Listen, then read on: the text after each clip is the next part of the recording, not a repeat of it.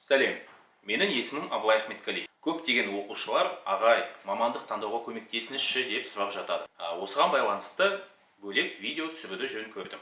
Мамандық таңдауға байланысты мен бәріне айтатыным Холланд тестін тапсырып көр. Холланд тесті дегеніміз 240 сұрақтан тұратын, көп болса 30-40 минут уақыт алатын тест. Тесттің нәтижесі ретінде белгілі бір әріптерді шығарады.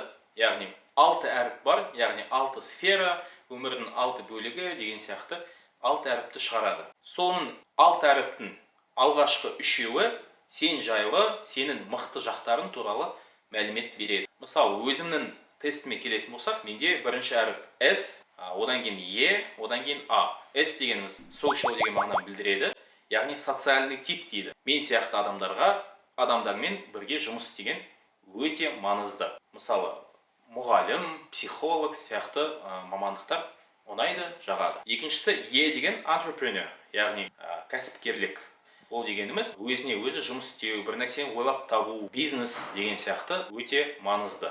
Және үшіншісі A деген артистикалық десе болатын шығар, әйтеуір өнер саласы. Сонда менде S, E, A дегеніміз, былай қарайтын болсақ, менің қазіргі жұмысымда үшеуі өте әдемі ұштасқан. S дегеніміз социалды тип, яғни мен оқушылармен жұмыс істеймін. Мұғалім ретінде, педагог ретінде. Келесі E дегеніміз, мен осы ісімді кәдімгі кәсіпке айналдырып алдым. Және үшіншісі артистик, тікелей жұмысымда орын алмаса да, мен қосымша осыған байланысты әртүрлі іс-шараларға қатысамын. Мысалы, актер кино и ТВ деген курсты өттім, вокалға қатысам, және соның арқасында белгілі бір қасиеттерімді ашамын, және сол қасиеттерді жұмысымда қолданамын. Мысалы, дәл қазір мен актер сияқты видеокамера алдында тұрмын. Енді, егер сен осы тестті өтіп, алғашқы 3 әрпінді біліп алатын болсаң, өзіне ұнайтын және осы үшеуі әдемі ұштасатын мамандықты таңдай аласың. Тіпті кішкене мамандығың келмей жатса да, сен біліп тұрасың, менің жұмысымда маған мына нәрсе жетіспей жатыр екен. Осыны қалай қоссам болады деп ойланып, сөйтіп өміріңді қызықты, бақытты ете аласың. Көптеген оқушыларға осы тестті берген кезде, оқушылар кішкене несерьезно қарайды. Мына тест маған не айтуы мүмкін деген сияқты. Бірақ шын мәнінде бүкіл әлемдегі